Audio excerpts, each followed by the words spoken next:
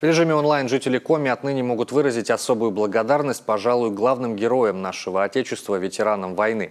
По-современному увековечить память о них, фото, видео, а может и текстовые материалы с приятными словами за подвиги и храбрость от каждого из вас принимает и публикует портал «Спасибозавсё.рф».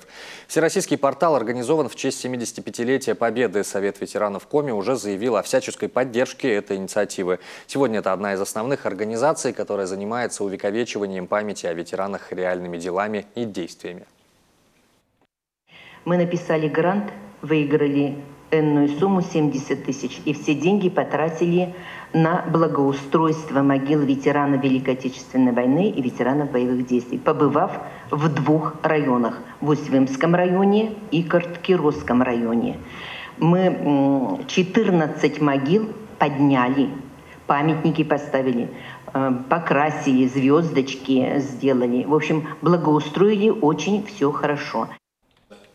Кстати, портал «Спасибозавсё.рф» вовсе не новый, принимает историю о героях с 2016 года. Сегодня это, пожалуй, единственная независимая интернет-площадка, работающая по 3 направлениям сразу: сохранению военной памяти, популяризации патриотического воспитания и профилактике искажения исторических фактов.